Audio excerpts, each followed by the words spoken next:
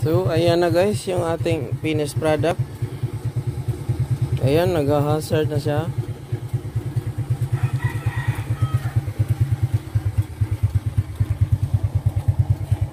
Ayan, okay na.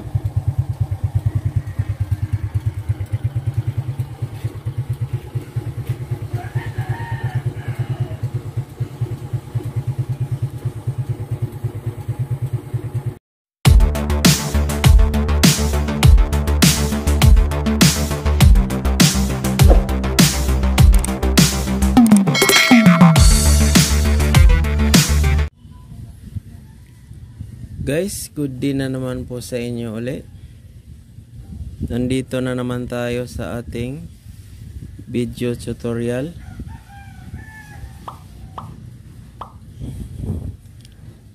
Ngayong araw na to guys, ay ituturo ko sa inyo kung paano maglagay ng mga hazard light sa ating motor. Ang kakailanganin natin guys, itong hazard switch,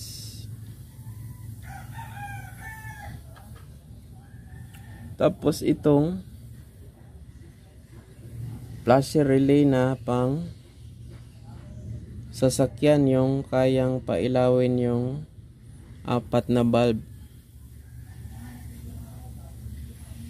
So yun lang ang kailangan natin guys. Tapos yung wire pala, tapos electrical tape. O nga pala, ito guys, nalagyan ko na, pero gusto ko lang ipakita sa inyo kung paano ang proseso sa paglagay. Kasi binidyohan ko na to guys nung una, kasi nagluko na naman yung aking memory card, kaya kailangan ko tong ulitin.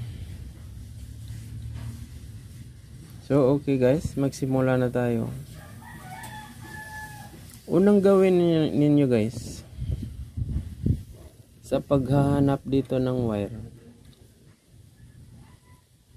dito tayo titingin sa kanyang switch.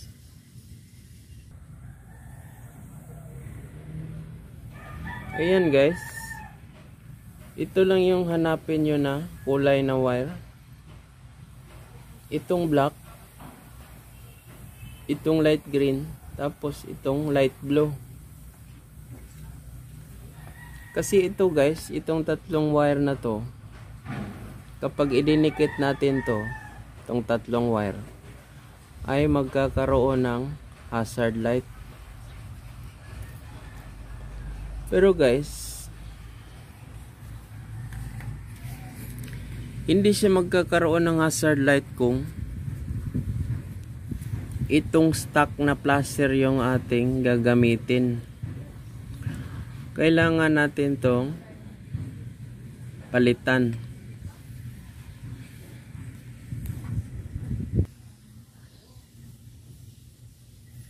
Tapos guys, dito, di ba yung kulay dun sa switch ng ating signal light ay yung black, tapos yung light green, tapos yung light blue. Ito kasing light blue guys, ito yung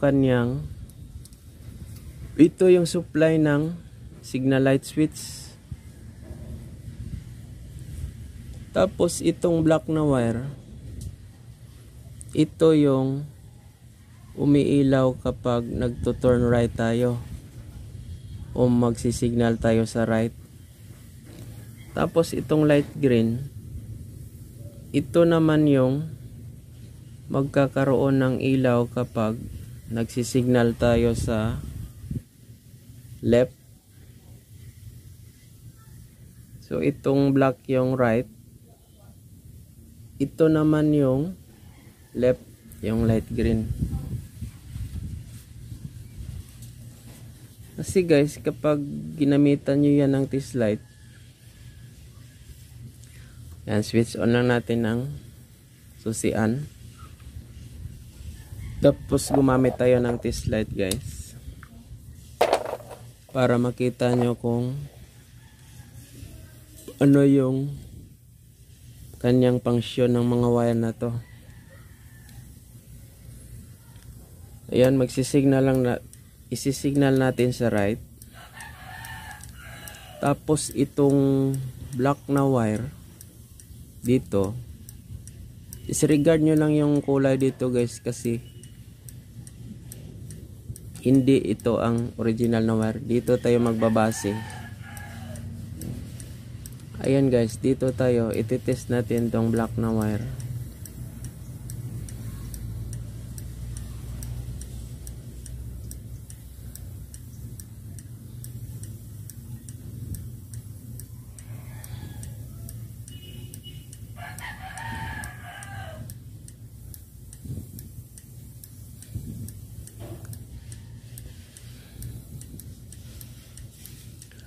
Guys, baliktad pala. Yung light green, siya pala yung right na signal. Ayan guys, yung light green, pansinin nyo. Ayan. Umiilaw siya. Tapos, dito naman tayo sa left. Tingnan natin tong left. Itong color black. So ayan guys, yung left pala ang black, kulay black na wire. Tapos itong light blue guys, ito yung umiilaw, sumasabay siya sa left ngayon kapag sinisignal natin sa left. Kapag sa right naman guys, sumasabay din to. Ito, isisignal natin sa right.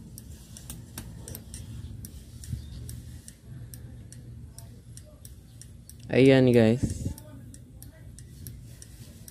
So yun lang ang pagtutrouble dito guys. Yung pagtitrace natin ng wire, yung hanapin nyo lang yung umiilaw kapag nagsisignal ng right or left, yung dalawa. Tapos itong sumasabay kapag nagsisignal tayo sa left or sa right. Itong tatlong to ang kailangan natin gamitin. Dito natin itatap itong switch natin. Ito. Dahil tatlong wire ito. Tapos yan nga pala guys, itong tatlong to, kahit magkabaliktad-baliktad to, kahit saan nyo to ilalagay, okay lang. Kasi nga itong tatlong to, kapag idinikit natin to, itong tatlong wire na to, magkaroon siya ng hazard. So yun lang guys. Tapos ito kasi motor na to ay smash, Suzuki smash. At kahit hindi smash yung motor ninyo, yung pagbabasihan nyo mas madali kung pagbabasihan nyo yung kulay ng wire sa switch ninyo ng signal light. Doon kayo kumuha ng color coding. Kung anong color doon sa likod ng signal light, tatlo lang naman yan. Kahit ano pang klaseng motor yan, tatlo lang naman yung wire dyan sa kanyang signal light.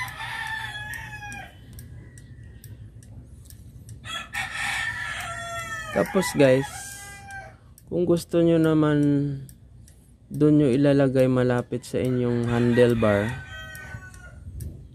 ay pwede din naman doon. Ako kasi gusto ko dito, kasi dito ko siya ilalagay, itatago ko siya dito. Kasi ako guys, ayaw ko kasi nang bubutas ng clearings. So kayo kung gusto nyo, pwede rin kayo doon maglalagay sa malapit sa handlebar.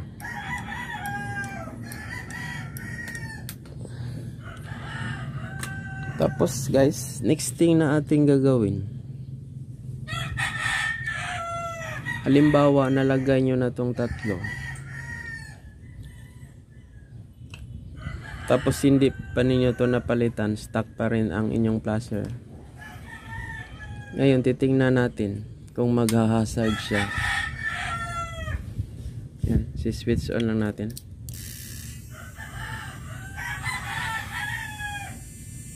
So guys, kung naririnig nyo, hindi niya kaya, umuugong siya guys, nagbabibrate.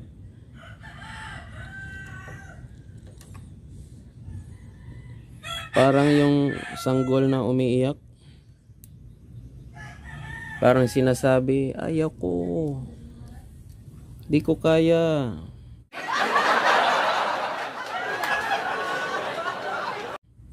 So papalitan na natin to guys.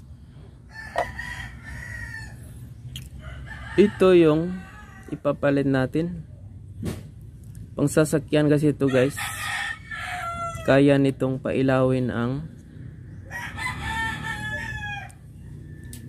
4 na bumbilya.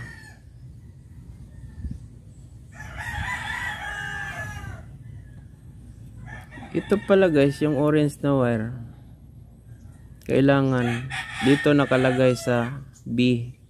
Ibig sabihin yan battery. Tapos itong light blue, siya po yung light. Yan. Tapos yung isang ano guys, isang pin na to, may litra itong E. Ibig sabihin earth, ground. So lalagyan natin to ng ground. So ito guys, may nilagay na akong ground.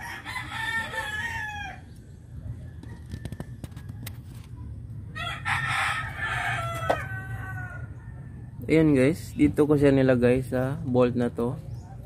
Kasi ito good source of ground naman to. Ayan, mayroon na siyang terminal.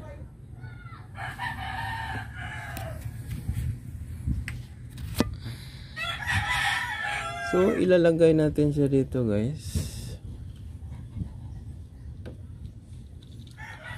Dito sa earth ground. Ayan. Tapos ngayon guys, iti-testing na natin. Switch on lang natin to. Tapos titingnan natin. Ayan guys, kung maririnig yung lumalagtik na siya.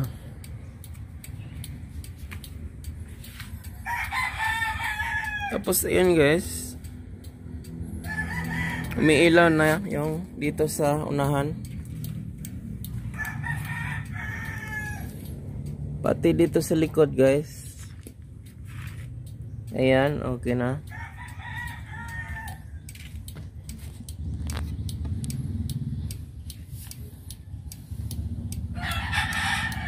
So ganyan lang guys.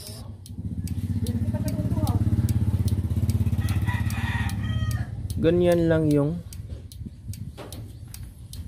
pagwa-wiring ng ating hazard light.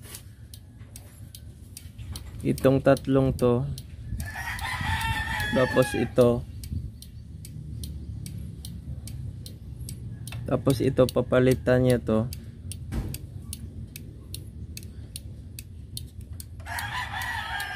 So ayan, patayin ko lang guys.